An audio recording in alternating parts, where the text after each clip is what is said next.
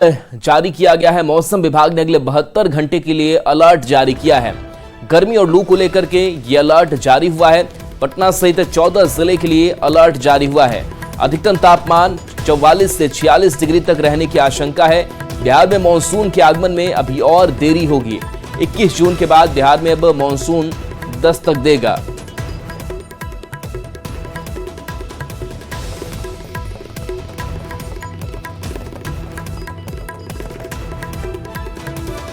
अब आइए एक नजर डालते हैं बिहार के जिलों में आज के तापमान पर। तो देखिए, ये तापमान पटना की अगर बात करें तो 42 डिग्री सेल्सियस जो है वो दर्ज किया गया है। सिवान की अगर बात करें तो 40 डिग्री सेल्सियस दर्ज किया गया है और आरा में 42 डिग्री सेल्सियस। इसके साथ साथ दरभंगा में 39 डिग्री सेल्सियस, समस्तीपुर में 40 डिग्री सेल्सियस, तो मधुबनी में 37 डिग्री सेल्सियस तापमान दर्ज किया गया। किशनगंज 33, पूर्णिया 37 और कटिहार में भी 37 डिग्री सेल्सियस तापमान दर्ज किया गया है। इसके साथ गया, नवादा, जमुई की अगर बात करें तो यहाँ पर 45 डिग्री गया में, 44 डिग्री नवादा में और जमुई में 41 डिग्री सेल्सियस तापमान रिकॉर्ड किया गया है। जहानाबाद में 43 डिग्री सेल्सियस, नालंदा में 43 डिग्री सेल्सियस, तो बेगूसराय में 42 डिग्री सेल्सियस तापमान दर्ज किया गया है। और इस बीच पटना से बड़ी खबर सामने आ रही है, जहां बिहार में स्कूल की छुट्टी बढ़ाए जाने की मांग की गई है। लू के अलर्ट को लेकर के शिक्षक संघ ने मांग की है सीएम नीतीश कुमार से।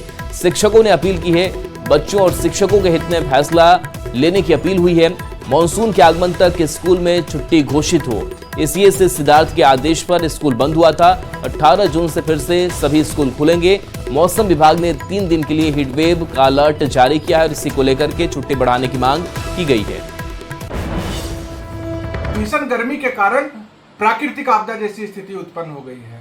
मौसम विभाग के द्वारा भी अगले 72 घंटे के लिए भयंकर हीट वेव का अलर्ट जारी कर दिया गया है। इसलिए बिहार में 18 जून से पुनः विद्यालय को खोलना बिल्कुल उचित नहीं है। मैं माननीय मुख्यमंत्री जी से, शिक्षा मंत्री जी से और शिक्षा विभाग के एसीएस सिद्धार्थ साहब से पुनः मांग करता हूं कि जब तक बिहार के सभी जिलों में मानसून का प्रवेश ना हो जाए, मौसम बिल्कुल ठीक ना हो जाए, सरकारी स्कूल को पूर्णतः बंद रखा जाए। प्रचंड गर्मी और भीषण लू की मार झेल रहे भोजपुर के लोगों को तापमान में गिरावट होने से थोड़ी राहत मिली है। जिले में 40 डिग्री तापमान दर्ज किया गया है। कई दिनों से बिहार में उमस भरी गर्मी और लू की वजह से लोग अपने घरों से बाहर भी नहीं निकल रहे थे, लेकिन मौसम में बदलाव की वजह से भोजपुर वासी अब बारिश की उम्मीद लगाकर मानसून का बेसब्री से इंतजार कर रहे हैं, जिससे लोगों को तपती धूप से राहत मिल सके। मौके से ज्यादा जानकारी दे रहे हैं संवाददाता चंदन कुमार। पिछले कई दिनों से चिलचिलाती धूप और भीषण गर्मी से आज थोड़ी बहुत राहत मिलती दिख रही है, जहां की आज आसमान में बादल छाए हुए हैं और लोगों को गर्मी से थोड़ी बहुत राहत जरूर मिली है। लेकिन अगर आरा शहर के तापमान की बात करें तो आज भी 40 डिग्री सेल्सियस तापमान रिकॉर्ड किया गया है। हालांकि इस भीषण गर्मी से ज़रूर राहत मिली है और जो सड़कों पर सन्नाटा पसरा रहता था वो सड़कें आज थोड़ी सी गुलजार दिखाई दे रही हैं और लोग थोड़ा सा आज राहत महसूस कर रहे हैं। ठंडी ठंडी हवाएं भी चल रही। काफ़ी दिन पहले से थोड़ा सा राहत है गर्मी के लेके। मौसम भी बढ़िया है। हम लोग तो चाहेंगे कि थोड़ा सा गर्मी से राहत मिले। बारिश का उम्मीद है?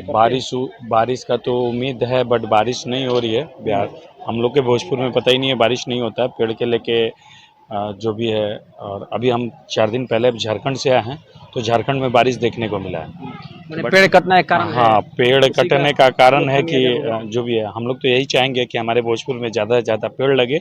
इसके कारण से हम लोग का मानसून थोड़ा ठीक रहे। थोड़ा बादल वादल आज दिख रहे हैं। इससे पहले तो बहुत हालत खराब था, पूरा चिलचिलाती धूप। इधर बिजली रानी भी अखमी चौली कर रही है। हाँ, बिजली लाइट भी कट रही है ज़्यादा, बहुत दिक्कत हो रहा था। लेकिन आज कुछ राहत है कि बादल हम लोगों को दिख रहा है। हाँ, तापमान कुछ कम हुआ है। हाँ, कम है आज कम है। तो लग रहा है कि बारिश होगा, परसों होगा, हो सकता है। उम्मीद लगाए भगवान भरोसे, है ना। तो देखिए, कई लोग उम्मीद लगाए बैठे हैं कि मानसून जल्दी आए और बारिश हो शहर में, ताकि भीषण गर्मी से लोगों को निजात मिल सके। चंदन कुमार, न्यूज़ 18 भोजपुर। दुमका से बड़ी खबर है, जहां अपराधियों ने पुलिस टीम पर हमला किया। बालू माफियाओं ने हमला किया। अवैध बालू ढुलाई रोकने पुलिस टीम पर हमला किया गया है।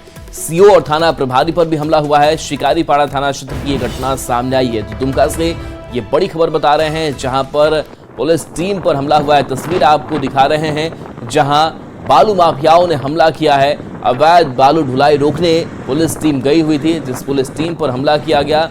सीओ और थाना प्रभारी पर भी हमला हुआ है।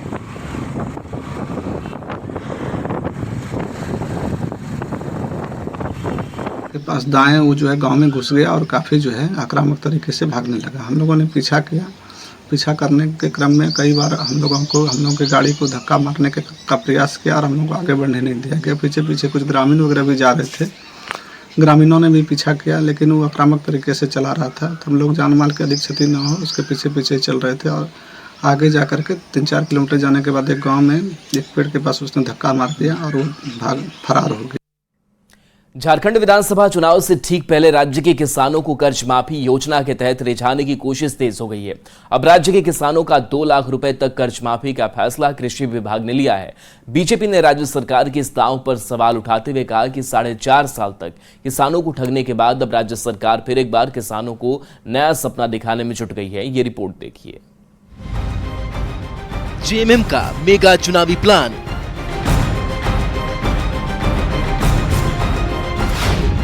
कर्ज माफी के बहाने सियासी फायदे की तलाश,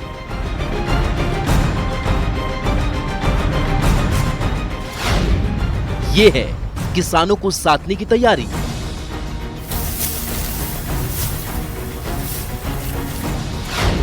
कर्ज माफी की क्या है जमीनी हकीकत?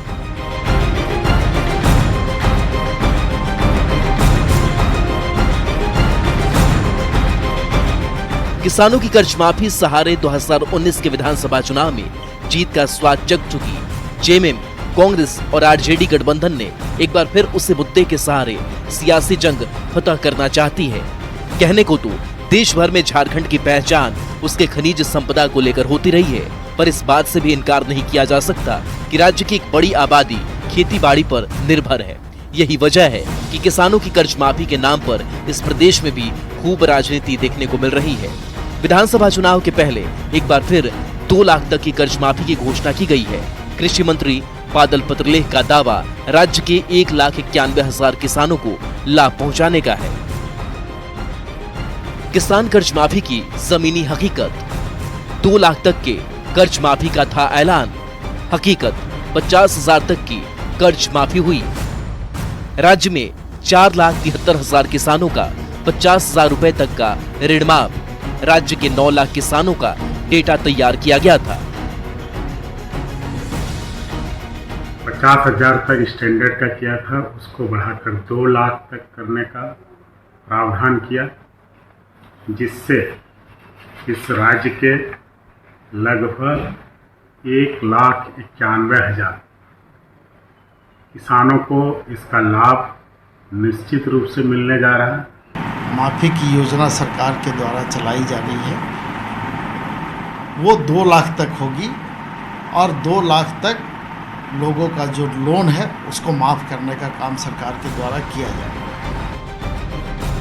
झारखंड के किसान ऋण माफी योजना का लाभ लेने के लिए प्रखंड कार्यालय से लेकर बैंक तक का चक्कर लगाते रहे।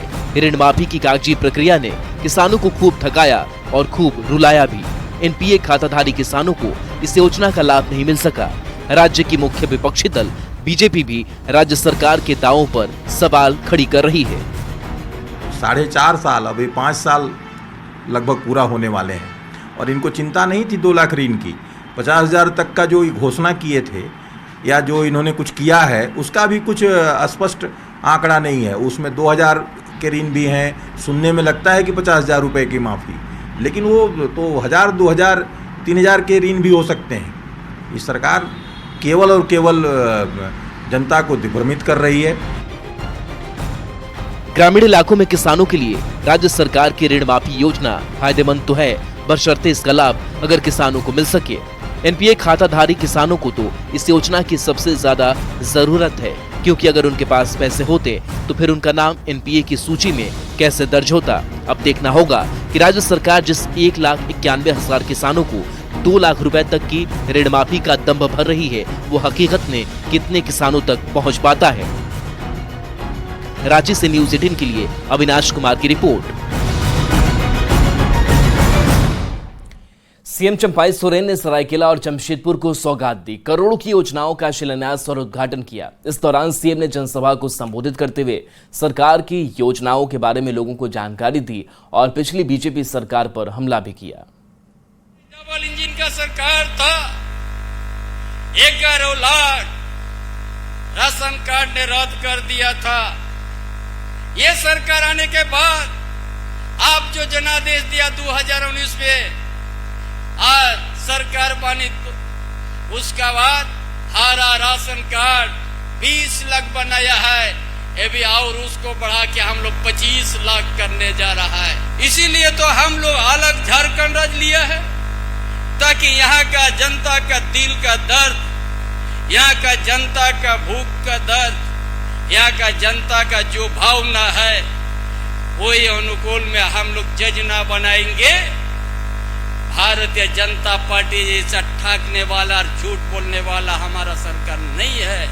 पूरा झारखंड प्रदेश में छात्रवृत्ति को हम लोग बढ़ा दिया, 1 गुना 2 गुना नहीं 3 गुना, सभी समुदाय के लिए किसी प्रकार की भेदभाव नहीं। विदेश तक यहाँ का आदिवासी, यहाँ का मूलवासी, यहाँ का दलित का बेटा बेटी, यहाँ का अल्पसंख्यक का बेटा बेटी, विदेश तक हम लोग पढ़ने भेज दिया है। बेरोजगार युवा को चाहे कोई भी छोटा मोटा दुकान हो, व्यवसाय हो, उसको हम लोग 25 लाख में 40% हम लोग छूट देते हैं, सब्सिडी देते हैं। ये सोच है ताकि यहाँ का बेरोजगार रोजगार से जुड़ सके। शेखपुरा रेलवे स्टेशन पर यात्रियों की बड़ी लापरवाही देखने को मिल रही है। स्टेशन परिसर से बाहर निकलने के लिए लोग ओवरब्रिज या सीढ़ी के बदले रेलवे ट्रैक के जरिए ही एक ओर से दूसरी ओर आते जाते दिखे। डाउन प्लेटफॉर्म पर जब कोई ट्रेन आती है तो नजारा बिल्कुल यही रहता है। तस्वीरों में आप देख सकते हैं कि किस तरह लोग जान हथेली पर रखकर एक प्लेटफॉर्म से दूसरे प्लेटफॉर्म पर जा रहे हैं। ऐसे में हमेशा एक बड़े हादसे की आशंका बनी रहती है। इस खबर पर और अधिक जानकारी दे रहे हैं शेखपुरा से न्यूज़ 18 संवाददाता अजीत कुमार सिन्हा। शेखपुरा रेलवे स्टेशन पर जब डाउन प्लेटफॉर्म पर ट्रेन रुकती है तो जब यात्री उतरते हैं तो लाइन पार करके प्रथम प्लेटफॉर्म पर आते हैं और उसके बाद बाहर की निकासी होती है, जबकि कई दुर्घटनाएं होने की संभावना बन जाती है। जबकि पुल है, ऊपरी पुल है, पुल पर से लोगों को आना जाना चाहिए, लेकिन यात्री जान जोखिम में डालकर ये ट्रेन से उतरने के समय निश्चित रूप से लाइन पटरी को पार कर अपने गंतव्य स्थान की ओर जाते हैं। कई सावधानियां बरतने के लिए बार बार रेल प्रशासन द्वारा हिदायत भी की जाती है, लेकिन उसके बावजूद भी लोग अपने जान जोखिम में लेकर यात्रा कर रहे हैं। ऊपरी पुल बना हुआ है तो निश्चित रूप से जब आप डाउन प्लेटफॉर्म पर उतरते हैं तो ऊपरी पुल से ही ये अप प्लेटफॉर्म पर आइए, ताकि आप आसानी से जान जोखिम नहीं पड़ पड़े आपका और आसानी से आप यात्रा कर सकें। अजीत कुमार सिन्हा, न्यूज़ 18 शेखपुरा। पटना में कार्डियोलॉजिकल सोसाइटी ऑफ इंडिया की तरफ से बिहार इंटरनेशनल काउंसिल का वार्षिक सम्मेलन आयोजन किया गया। सम्मेलन में 200 से ज्यादा डॉक्टरों ने हिस्सा लिया। चिकित्सकों ने हृदय रोग में एंजियोग्राफी और एंजियोप्लास्टी तकनीक पर चर्चा की।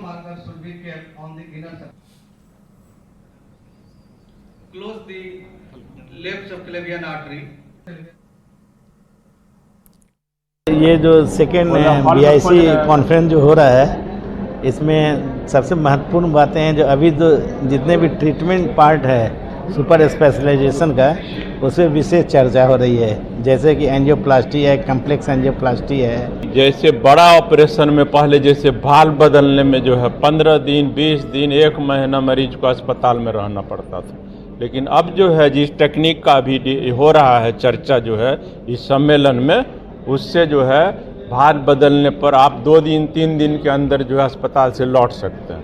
तो इससे क्या होता है, जो मरीज का जो है समय और खर्च ये दोनों बचता है, अस्पताल का भी। पटना के पोस्टल पार्क में आदिशक्ति कराहा पूजा का आयोजन करते हुए मां आदिशक्ति की आराधना की गई। पूजा में पहुंचे श्रद्धालुओं की भीड़ ने मां कामाख्या मंदिर के राकेश बाबा का प्रवचन सुना और अघोरियों के गर्भ दूध में स्नान करने की पूजा पद्धति को देखा। राकेश बाबा ने बताया कि ये काफी पुरानी पूजा पद्धति है। कराहा पूजा सनातनी लंबे समय से करते आ रहे हैं। और हम लोग में विलुप्त होता चला जा रहा है, इसीलिए पूजा का विस्तार किया गया है। समाज के लोगों की हाँ, सेवा के बारे में आप बता रहे थे, कैसे लोग करें समाज की सेवा, क्या मूल मंत्र हो? तो सबसे बड़ी मंत्र हमारा एक ही उद्देश्य है कि जिस घर में बूढ़े बाप, माँ बाप, सास ससुर की अगर सेवा हो रहा है, उस घर में विपद दूर होता रहेगा, कष्ट नहीं आता रहेगा। आजकल देश में देखा जाए सनातनों पर काफी हमले हो रहे हैं, सनातनी है उन पर हमले हो रहे हैं देश भर में, क्या जी संदेश क्या देंगे इस तरह के हमले को? जो हमला करने वाले हैं, जो ऐसा कर रहे हैं, वो ठीक नहीं कर रहे हैं। हर संतान कोई भी धर्म हो, लेकिन सब एक जैसे रहें, भाईचारा मिलके बने रहें, यही हमारा संस्कृति है, यही हमारा स्वभाव है और यही मेरा धर्म है और सबसे बड़ा यही हमारा देश है। हजारीबाग में स्केटिंग चैंपियनशिप का आयोजन किया गया है, जिसमें 3 साल से 16 साल तक के स्केटिंग प्लेयर शामिल हुए हैं। झारखंडी नहीं बल्कि अन्य राज्य के स्केटिंग प्लेयर भी इस चैंपियनशिप में शामिल होने के लिए पहुंचे हैं। बच्चों के साथ बातचीत की न्यूज 18 संवाददाता सुशांत सोनी ने। आपने कई प्रकार के गेम के बारे में सुना होगा, लेकिन हजारीबाग में अगर हम बात कर ले तो पिछले 2 दिनों से स्पीड स्केटिंग प्रतियोगिता का आयोजन किया गया है, जिसमें 150 से भी अधिक बच्चे शामिल हुए। ये जो बच्चे हैं 3 साल से लेकर 16 साल तक के बच्चे हैं और हजारीबागी नहीं बल्कि अन्य राज्य से भी बच्चे इस गेम में शामिल हुए। अगर हम इस गेम की बात कर ले तो काफ़ी जोखिम भरा होता है, थोड़ी सी भी मिस्टेक में, थोड़ी सी भी चूक में जो है एक बड़ा घटना हो सकता है, लेकिन जान को जोखिम में रख के बच्चे जो है स्केटिंग सीखें। स्केटिंग है और इसमें बहुत अच्छा लगता है। कहाँ खेली हो आप? हम पूरे नेशनल तक खेले। सबसे पहले हम डिस्ट्रिक्ट खेले उरी मारी, उसके बाद स्टेट लेवल जमशेदपुर, फिर नेशनल के लिए हम हरियाणा फरीदाबाद गए। हम भी नेशनल्स तक खेले हैं। हम डिस्ट्रिक्ट लेवल में उरी मारी गए हैं, स्टेट लेवल में जमशेदपुर और नेशनल लेवल में हरियाणा फरीदाबाद गए हैं। चैंपियनशिप में हजारीबाग के भी बच्चे हैं, अदर स्टेट के भी बच्चे हैं, सब शामिल हुए हैं। और चैंपियनशिप मैं इसलिए कराता हूँ कि इनको भी कंपटीशन की भावना एक जगह, जिनसे ये भी बाहर जाकर के फ्रीली खेल सके। ये हजारीबाग में अब जो है कई प्रकार के जो खेल खेले जाते थे, इसमें से एक स्केटिंग भी जुड़ गया है और बच्चे जो है इस खेल में काफी रुचि भी रख रहे हैं। सुशांत सोनी, न्यूज 18 हजारीबाग। शहीद कुंदन ओझा की चौथी शहादत दिवस पर उनके पैतृक गांव डिहारी में श्रद्धांजलि सभा का आयोजन किया गया। शहीद के पिता पुलिस अधीक्षक कुमार गौरव, जिला वन प्रमंडल पदाधिकारी मनीष तिवारी सहित कई लोगों ने श्रद्धांजलि अर्पित की। पुष्पांजलि के दौरान शहीद के पिता अपने पुत्र को याद कर भावुक हो उठे, जिसके बाद डीएफओ मनीष तिवारी ने उन्हें ढांढस बंधाया। कुंदन ओझा लद्दाख के गलवान घाटी में आज ही के दिन चीनी सैनिकों के साथ हुए हिंसक झड़प में शहीद हुए संघर्ष के दौरान हमारे ही गांव के शहीद कुंदन ओझा शहादत को प्राप्त किए, उन्हीं की याद में आज ये श्रद्धांजलि कार्यक्रम का आयोजन किया गया है। हम सभी लोगों के लिए सौभाग्य का अवसर है कि हम लोगों को श्रद्धांजलि अर्पित करने का ये मौका मिला। नीट पेपर लीक मामले में यूयू लगातार एक्शन में है। 9 परीक्षार्थी और उनके अभिभावकों से 18 और 19 जून को पूछताछ होगी। हर कैंडिडेट से आरोपियों ने 40 लाख रुपए वसूले थे। बिहार के सॉल्वर गैंग के तार बिहार ही नहीं बल्कि देश के कई राज्यों तक फैला है। बंद करो।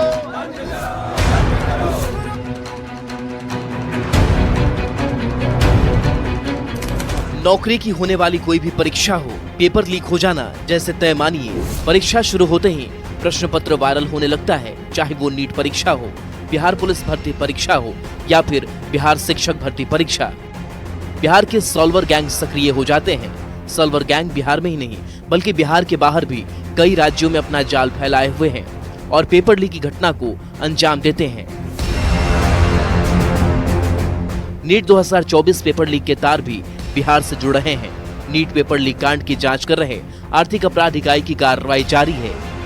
यूयू ने परीक्षा में शामिल 9 परीक्षार्थियों को उनके साथ अभिभावकों के साथ पूछताछ के लिए बुलाया है। सभी से अगले सप्ताह 18 और 19 जून को पूछताछ होगी। दरअसल सॉल्वर गैंग के पास इन सभी परीक्षार्थियों के रोल नंबर मिले थे और अब इन सभी परीक्षार्थियों से पूछताछ होगी। ये जो आर्थिक अपराध इकाई का कार्यालय आप देख रहे हैं, यहीं पर सभी अभ्यर्थी आएंगे। अपने अभिभावकों के साथ यानी गार्जियन के साथ उन्हें आना है। और चलिए न्यूज 18 बिहार झारखंड पर खबरें आपके लिए लगातार जारी हैं।